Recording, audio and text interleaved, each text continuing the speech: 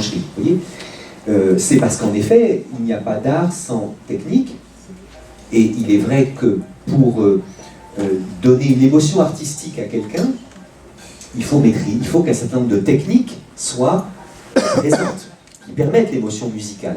Pour que je sois bouleversé par Maxime Belgorod qui joue la chaconne de Bach à Salle Pleyel il y a quelques mois, mais il faut que toute une série de techniques permettent cette émotion-là. À savoir qu'il faut qu'il y ait une salle qui ait été construite, elle ne s'est pas construite toute seule, où l'acoustique soit bonne. Le meilleur violoniste du monde, si vous le mettez à jouer dans une pièce où l'acoustique est immonde, l'émotion ne viendra peut-être pas. Il faut que les sièges soient agréables, sans, vous voyez, bon, si j'avais très mal, peut-être que je ne pourrais pas. Il faut que ma voiture m'ait conduit jusque-là, qu'il n'y ait pas eu des bouchons. Il y a toute une série de petites mains qui ont permis que, voilà, je sois assis. Bon, ensuite, pour qu'il y ait l'émotion musicale, il faut que Jean-Sébastien Bach ait composé la chaconne. Et donc pour ça, il faut qu'il connaisse la technique de la fugue, du contrepoint. Il faut que Stradivarius ait construit un violon. Il faut que Van Gogh, depuis l'âge de 4 ans, ait travaillé sa technique d'archet, vous voyez, qu'il ait appris les compositions par cœur. Ceci dit, donc, pas d'art sans technique, mais l'art fait oublier la technique. L'art fait oublier l'art, comme on disait longtemps. L'art doit faire oublier l'art. Et à certains moments, je ne pense plus à la salle, je ne pense plus à mes augustes fesses sur le siège, je ne pense même plus en un sens à Bach, au violon, à la technique d'archet, et je suis bouleversé, les larmes viennent parce que j'entends quelque chose d'inouï, d'inédit, d'unique. Voyez. Donc, pour qu'il y ait rencontre véritable, eh bien, en un sens, il faut déjouer l'art comme technique. Hein. Si par art on entend la répétition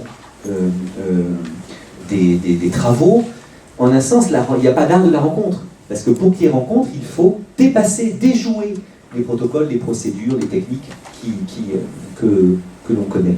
Et c'est évidemment un risque, c'est aussi une chance. Et je terminerai en disant que dans la rencontre, donc alors il y a ce risque-là, si vous voulez, qui est que on s'ouvre à de l'inédit, à de l'inouï, à de l'imprévisible, à de l'immaîtrisable en un sens. J'aime à dire que pour qu'il y ait rencontre, eh bien, il faut que j'accepte l'effraction de l'autre, l'altérité de l'autre, ce qui en lui fait qu'il n'entre pas totalement dans les protocoles, les procédures, les techniques et les mécaniques.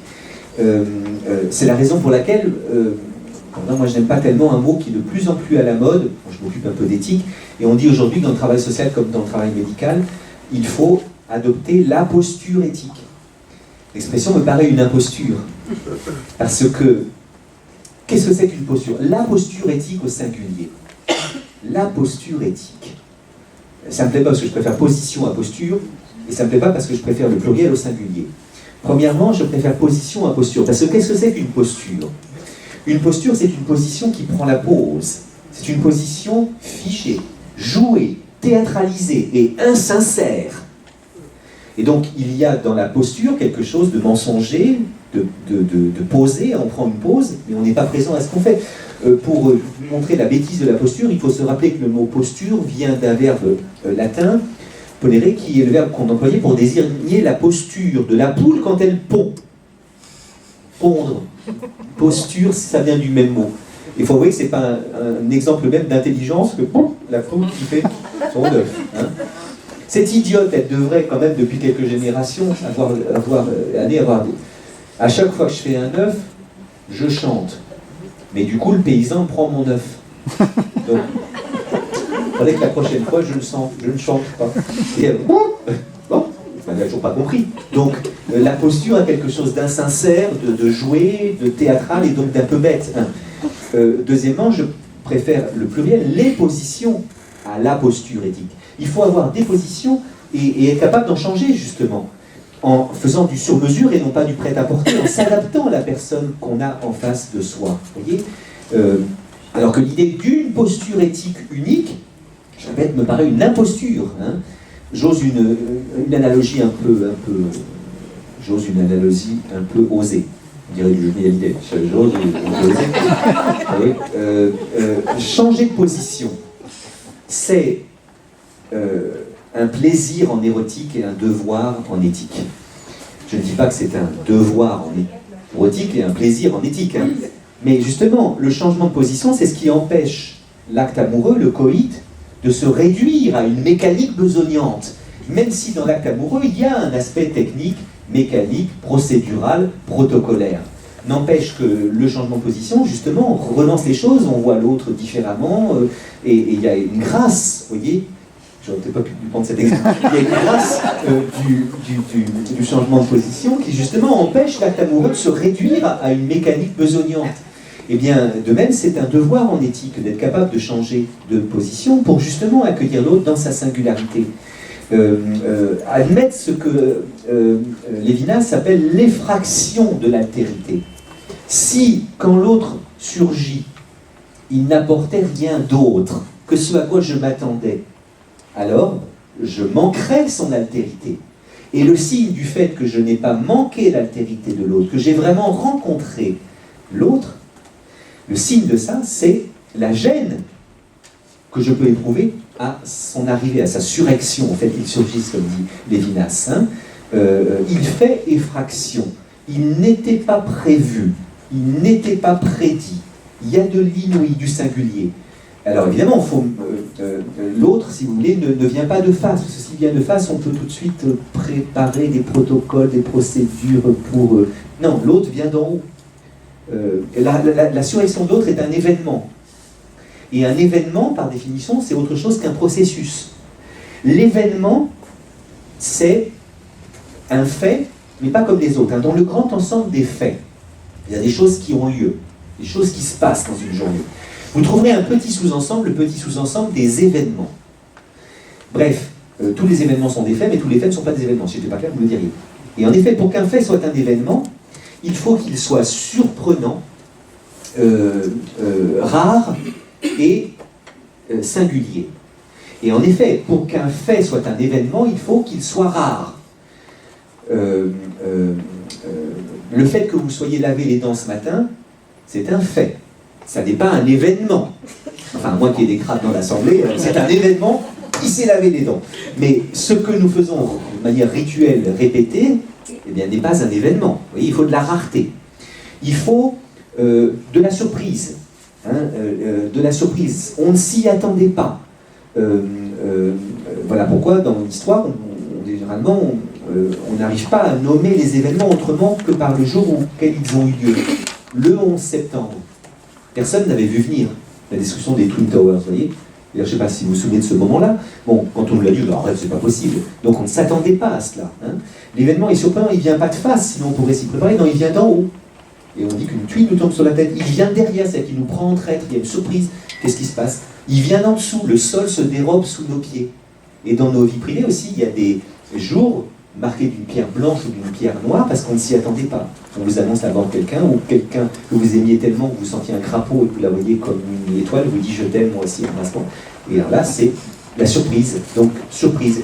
Et singularité, comme je disais tout à l'heure. Alors, pour qu'il y ait rencontre véritable, il faut qu'il y ait événement. Et l'événement, c'est quelque chose, dans un sens imprévisible, qui en un sens déborde les réceptacles qu'on avait prévus pour l'accueillir. Hein, pour qu'il y ait événement d'une rencontre, pour que la rencontre soit un événement, mais dans un sens, toute rencontre est un événement, sinon c'est pas une rencontre, il faut qu'elle soit autre chose qu'un protocole, une procédure, un processus. Et il faut qu'elle mette en péril le réceptacle qu'on avait fait pour accueillir la surrection de l'autre. Hein. Alors, bien sûr, je maintiens qu'il faut aussi des protocoles, des procédures, justement pour que cette effraction qu'est la surrection de l'autre ne fiche pas en l'air totalement la vie de la cité. Hein. Voilà pourquoi il faut justement respecter les protocoles, les procédures, et les techniques et les habitudes, les codes, pour que justement l'autre nous respecte et pour qu'on respecte l'autre. Mais si le respect est nécessaire, il n'est pas suffisant. Et en effet, il me semble que, comme dit Gabin dans la dernière chanson qu'il a enregistrée, Jean Gabin était chanteur, danseur dans sa jeunesse, Et puis ensuite, il est devenu le comédien, vous savez, et il a arrêté de chanter. Mais à la toute fin de sa vie, quelques mois avant sa mort, il rentre de nouveau dans les studios pour enregistrer cette fameuse chanson « Je sais ». Enfin, pour la dire plutôt que pour la chanter. Quand j'étais gosse, comme 3 pommes, je parlais bien fort pour un homme. Je disais « Je sais, je sais, je sais, je sais ». Et quand j'ai eu 18 ans, j'ai dit « Ça y est, maintenant je sais ». L'amour, les parfums et les roses. Tiens, oui, l'amour, j'en avais fait tout le tour. Heureusement, au milieu de ma vie, j'ai encore appris. Car comme les copains, je n'avais pas mangé tout mon pain. Il y a 60 coups qui viennent de sonner à l'horloge, je regarde par ma fenêtre et je m'interroge. Je sais qu'on ne sait jamais. Ça, c'est du Socrate, je sais qu'on ne sait jamais. Et il ajoute, si, la chose que je sache, c'est que le jour où quelqu'un nous aime, il fait très beau. Je ne peux pas mieux dire, il fait très beau. Et la voix abîmée par l'âge et par les cigarettes, Gabin de monter dans l'aigu de manière d'ailleurs très émouvante et de dire « On oublie tant de soirs de tristesse, mais jamais un matin de tendresse ». Et il est vrai que seul l'amour nous rassure sur notre légitimité d'être, sur notre dignité d'être. Seul l'amour est hommage à ce qu'il y a de singulier et d'irréductible dans un homme. Et sans attention à cette singularité, on ne fait que le croiser, on ne le rencontre pas. Alors bien sûr, le respect est aussi très important, mais en même temps le respect n'est pas suffisant, parce que le jour où quelqu'un nous respecte peut être un jour gris comme les autres. Oui, le jour où quelqu'un nous aime, il fait très beau. L'amour, disait Spinoza, c'est la célébration d'un être et de sa manière d'être. C'est la bénédiction d'une existence et d'une manière d'exister. C'est un oui lancé au fait que l'autre soit, et qu'il soit comme il est, dans sa singularité irréductible. Et voilà pourquoi le jour où quelqu'un nous aime fait très beau, alors que le jour où quelqu'un nous respecte simplement peut être un jour gris comme les autres. Hein. Alors sauf s'il n'a pas été respecté depuis longtemps. Un homme qui n'a pas été respecté depuis longtemps, le jour où il est respecté, eh bien, il va le trouver fort beau. Une femme qui a été battue depuis longtemps, enfin quand elle est respectée, elle trouve ce jour beau. Le handicapé qui est maltraité mais qui enfin est accueilli dans une maison d'accueil spécialisée où on s'occupe de lui avec beaucoup d'attention va trouver ce jour beau. Mais généralement, rencontrer des gens qui nous respectent, ça n'est rencontrer personne, c'est les croiser plutôt que les respecter. Alors je ne suis pas en train de dire qu'il faut faire de l'amour comme on le faisait jadis, hein, le cœur même du travail social. Aujourd'hui on dit que c'est le respect, on est passé d'un accompagnement inspiré par l'amour du prochain à un accompagnement inspiré par le respect de la dignité de la personne humaine, et je trouve ça très bien, Mais si le respect est nécessaire, il n'est pas toujours suffisant. En même temps, le respect doit tenir en respect. L'amour, c'est la proximité, et le respect, c'est la distance. Tenir en respect, c'est tenir à distance. Garder une distance respectueuse vis-à-vis d'une dame, c'est garder vis-à-vis de cette dame une distance qui n'est pas nulle, qui n'est pas strauss-kahnienne ou berlusconienne. Donc il y a dans le respect une distance, il y a dans l'amour une proximité, mais je crois en effet que la rencontre dans le cadre du travail social, ça doit être une sorte de tension entre l'amour et le respect. Car l'amour sans le respect est très dangereux, c'est la fusion, c'est l'accaparement, c'est l'abus, mais le respect sans l'amour est trop froid. Et donc, je dirais que la rencontre véritable, c'est du respect plus un je ne sais quoi, plus qu'un presque rien. J'évoque là le titre d'un magnifique livre de Vladimir Yankelevitch, le je ne sais quoi et le presque rien. Eh bien, il me semble que pour qu'il y ait rencontre, il faut qu'il y ait du respect, et aussi le respect des protocoles, des procédures, des techniques, des habitudes, mais aussi un je ne sais quoi, un presque rien, en plus, que je refuse de nommer, car si vous dites c'est la sollicitude, c'est l'empathie, c'est l'amour, nommer c'est cadastrer, nommer c'est fermer. Et surtout, on se remet à faire du prêt-à-porter là où j'aimerais qu'on fît du sur-mesure. Et tel usager n'a besoin que de respect. Si vous commencez à y ajouter un petit peu d'empathie, de compassion, vous allez le gêner prodigieusement, il n'en veut pas. Mais tel autre usager a besoin d'un peu plus que du respect et du respect des protocoles et des formes. Et le je ne sais quoi et le presque rien, toujours adapté à celui qu'on est en face de soi, et là aussi avec le kairos, qu'il y a un moment peut-être pour aller un peu plus loin que le simple respect des protocoles et de l'autre, mais il y a un moment où il ne faut pas y aller. Vous voyez ? Raison pour lesquelles, comme nous enseignait le mythe de Platon, la technique est nécessaire, mais n'est pas suffisante. Elle ne peut pas tenir lieu d'art politique.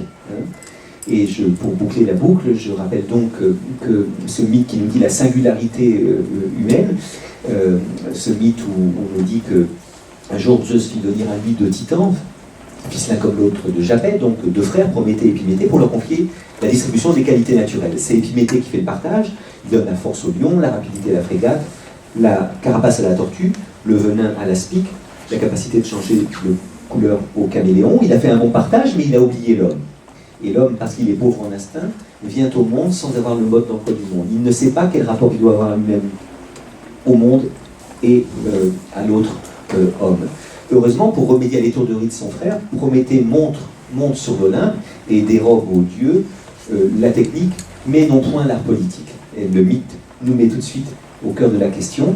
Nous avons besoin, en effet, pour rencontrer les autres, de techniques, mais elle ne peut pas tenir lieu d'art politique. Car l'art politique, celui qui donne à chaque homme sa place dans le monde, qui donne à l'homme le sentiment que son existence n'est pas une usurpation, mais qu'elle est légitime, qu'il est bon d'être, et qu'il est même bon d'être comme on est. Eh bien, cet art politique-là,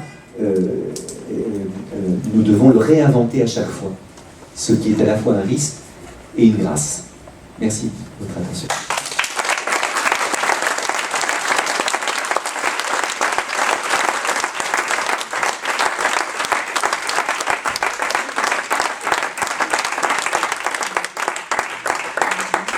J'avais dit enchantement, hein. Vous avez raison. Écoutez, on peut peut-être échanger. Voilà. Je voulais laisser plus de 10 minutes, mais je suis toujours trop bavard.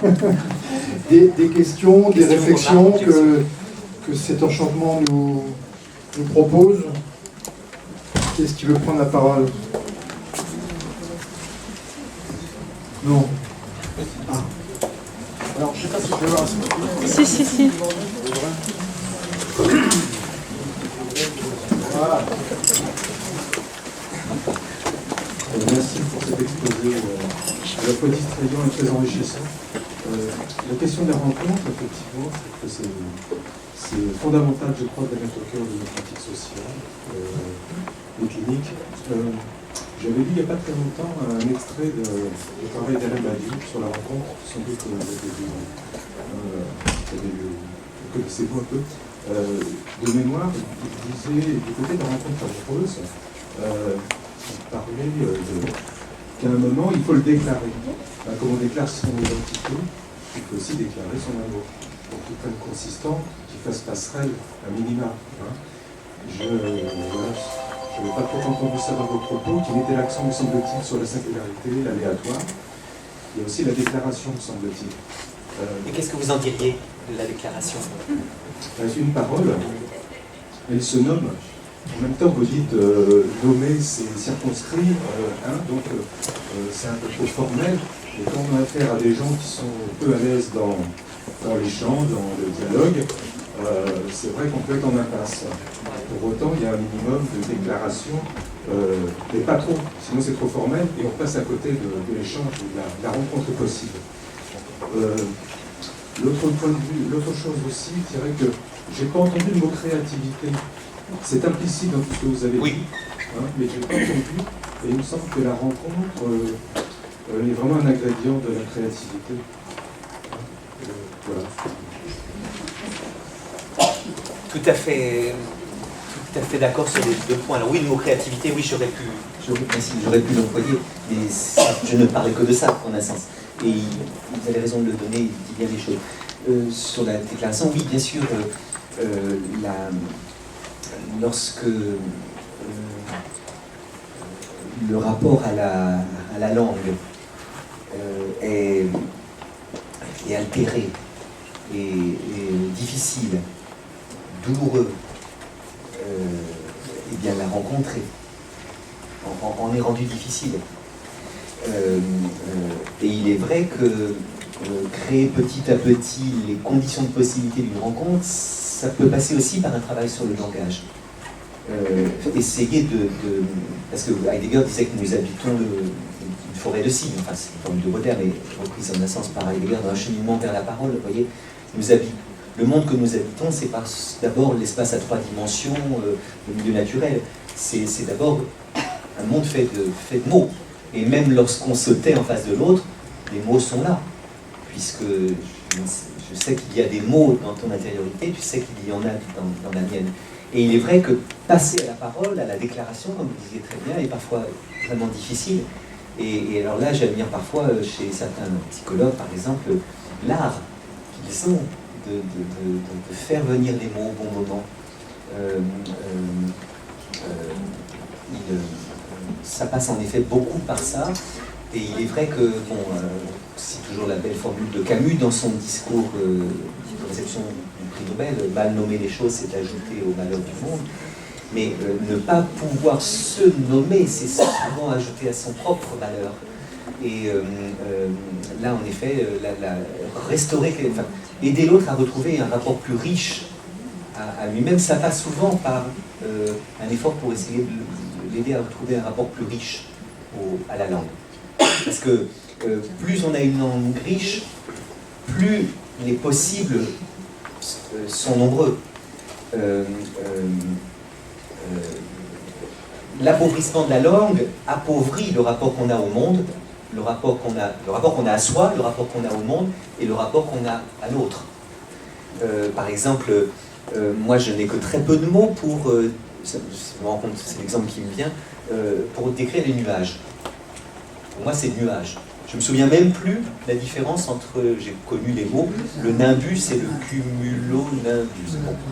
Résultat, ben je suis très court au sujet des nuages. En revanche, si j'avais la langue qu'ont certains météorologues, hein, avec plein de mots pour décrire les différentes sortes de nuages, le monde deviendrait beaucoup plus intéressant, vous voyez. Alors la pluie par exemple, la pluie c'est chiant, pas forcément, et une averse n'est pas une ondée, vous voyez, qui n'est pas une bruine, qui n'est pas... Et donc, plus on a de mots, plus on a un rapport qui devient riche au monde. Le rapport à soi-même aussi. Si je n'ai rien d'autre pour décrire mon état, je n'ai rien d'autre que le trop bon ou nul à chier, eh bien, le rapport que j'ai à moi s'altère. Alors que si vous avez des mots comme mélancolie, nostalgie, chagrin, tristesse, bon, eh bien, vous pouvez étudier ce qui vous arrive là dans le cœur, dans le corps, le dimanche après-midi de manière plus fine, et déjà ça commence d'aller mieux. Le rapport à autrui aussi, il est bien évident que si nous n'avons qu'une langue très pauvre pour dire notre rapport à autrui, nous fomentons des rapports brutaux. Hein. Et alors je crois en effet que travailler avec les jeunes pour enrichir, les aider à enrichir progressivement leur langue, c'est ce qui peut ouvrir une palette et faire en sorte que le rapport qu'ils ont au monde devienne plus riche, le rapport qu'ils ont à eux devienne plus riche, le rapport qu'ils ont au monde devienne aux autres, surtout aux autres, devienne plus riche. Donc vous avez tout à fait raison de parler de la nomination, de la déclaration. En même temps, avec le risque que vous disiez justement aussi, qui est que une seule parole ne peut pas tout dire. Et c'est ça d'ailleurs le charme des rencontres vraiment importantes, c'est Solers et Kristeva disaient là dans leur livre sur du mariage comme l'un des beaux-arts que l'amour c'est une conversation qui continue. Et donc on n'a pas envie qu'elle s'interrompe. Une conversation des corps aussi, mais une conversation. Voilà ce que ça m'inspire. Tout à fait. D'autres remarques, questions, objections? D'autres interventions? Non? Moi j'ai une... Est-ce que... Oui. Merci pour votre exposé absolument passionnant et qui nous rend encore plus intelligents, je pense. Moi je voulais juste faire une remarque, c'est qu'il faut aussi que... comment dire, diplomatiquement, il faut aussi que le professionnel se reconnaisse lui-même comme singulier et unique et ne s'identifie pas aux techniques, aux protocoles, aux procédures, aux missions qui lui sont allouées, surtout dans un contexte de plus en plus contraint comme vous l'avez énoncé. Et moi j'aime beaucoup ce que dit un psychanalyste de mes amis qui a beaucoup écrit sur les jeunes. Il dit que, et qui a beaucoup accompagné des équipes éducatives, et il dit que, alors de tête je ne me souviens pas exactement ces termes, mais que l'éducateur ou le travailleur social est comme une paroi avec ses aspérités, ses creux, ses déliés, ses formes différentes. Parce qu'une plante grimpante ne peut pas s'accrocher sur une paroi qui est lisse. et que c'est parce que le travailleur social est unique également, avec ses faiblesses, ses compétences, ses atouts, ses envies, ses désirs, que l'adolescent en difficulté peut construire avec lui cette rencontre ou cette relation éducative. Et voilà, c'est ce que me faisait penser votre intervention. Et en même temps, vous serez d'accord aussi pour dire qu'il doit aussi, parfois, tenir en respect Absolument. son unicité, Absolument. sa singularité, son Absolument. désir, et qui pourrait le conduire, par exemple, à faire des différences entre ses enfants, puisqu'il aime l'un et il déteste l'autre. Donc, trouver la juste place pour cette... Mais c'est vrai que l'analyse du moment est plutôt qu'on voudrait... Il me semble, là, je sais pas. Il semble que on voudrait plutôt mécaniser, protocoliser, techniciser le travail social, et une manière de ne pas vouloir que la singularité, l'unicité du travailleur social, avec l'image est très belle, ses aspérités, n'apparaissent. Et là, il y a, je crois, une résistance. Il y a à résister à cela. Il y a à résister à cela. Sans que ce soit une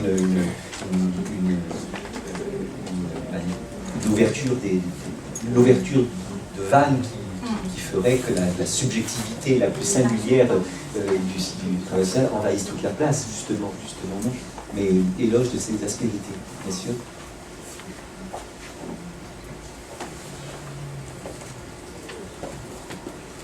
Juste dire quelque chose qui sort un tout petit peu du débat, mais vous remercier d'avoir redonné sa place à la mythologie, d'avoir redonné sa place à la langue grecque, et de nous avoir montré que c'est pas réservé à une élite qui serait très loin des réalités de ce monde, mais que ça peut servir tous les jours lorsqu'on travaille et accompagne les plus faibles, les plus nuls, les plus défavorisés, ceux qui ont le moins le droit à la parole. Merci infiniment de la part d'un vieux prof de grec. Merci, chers collègues. Mais oui, ça, c'est... Alors évidemment, ça dépend comment on enseigne ces disciplines-là. Mais il me semble que Paul Ricoeur a eu parfaitement raison de dire que ce qui faisait l'identité de l'homme, c'est le récit. Justement, la différence qu'il y a entre la plante, l'animal et l'homme, c'est que l'identité de l'homme est d'abord narrative. Et donc, pour pouvoir se raconter, se narrer, il faut avoir des sources d'inspiration.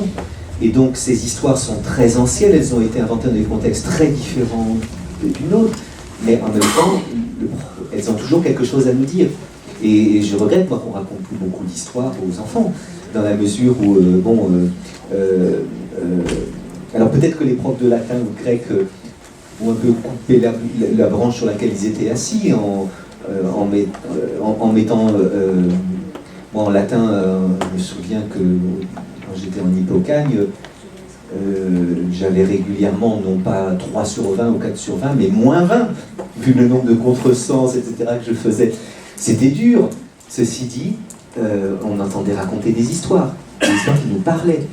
Le passage de la sélection par les humanités, comme on disait, à la sélection par les maths, je peux le comprendre.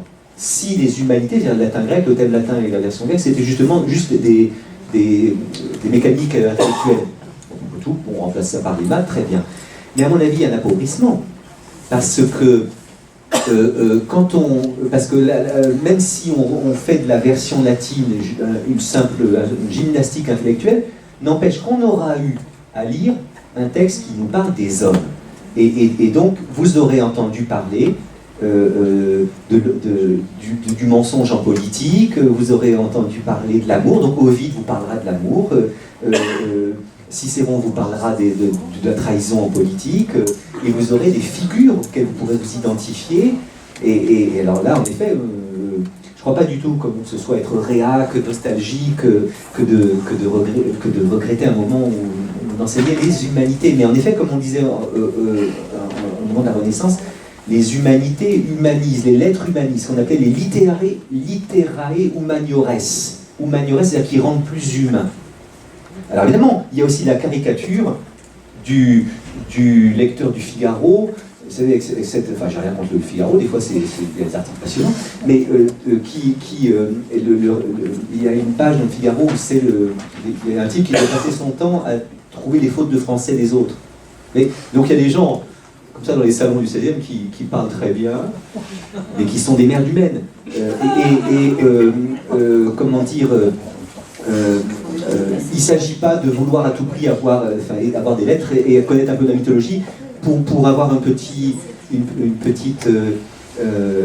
vernis culturel qui permet justement de se démarquer de ces incultes, ignorants, brutaux que sont les adolescents aujourd'hui qui sont... Non, pas du tout. Simplement, moi je pense qu'on apprend un rapport plus subtil à soi-même, aux autres et au monde quand on lit Homère, que quand on fait des maths, j'ose dire ça, bon, ou que quand on regarde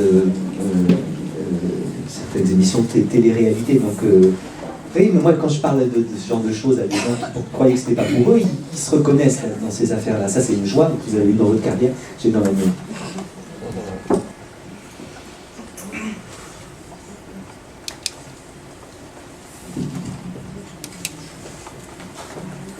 Juste une réflexion en vous regardant, je me disais que le corps était un langage. Parce que, indéniablement, ce n'aurait pas été le même propos, et vous n'auriez pas tenu la même chose que vous n'avez pas regardé. Donc, quelque part, là, le corps est vraiment un langage. Je bouge trop aussi, j'arrive pas à me concentrer. Je fais de la musique, je fais du violoncelle dans un ensemble instrumental et j'ai joué dimanche soir devant quelqu'un, devant des gens, et parmi il y a quelqu'un qui me dit mais pourquoi votre... Alors ça, des fois quand j'ai le pied qui monte comme ça tout seul, je bouge, c'est pas pour... J'essaie de... Et alors c'est non, alors si vous aviez eu mon prof, si vous aviez eu notre chef d'orchestre, vraiment il aurait dit, enfin non, il faut pas bouger du tout. Et puis, donc les bons musiciens ne bougent pas. Bon, il y en a qui bougent trop. Dans ce cas insupportable, c'est ceux qui mettent en scène, comme les sœurs Labec, là, mais les gestes, il y a certains musiciens, moi, oui, il y a des musiciens qui bougent très peu, qui sont des génies absolus, d'autres qui bougent beaucoup, qui sont des génies absolus. Ce qui est important, c'est qu'ils aient leur gestique à eux. Or, il y a des gestiques qu'on voit que c'est artificiel. Bon, je disais les sœurs Labec, je les aime pas, vous les aimez peut-être, mais ces musiciennes-là me semblent justement bouger trop, parce que j'ai pas l'impression que c'est des postures, justement. C'est des postures.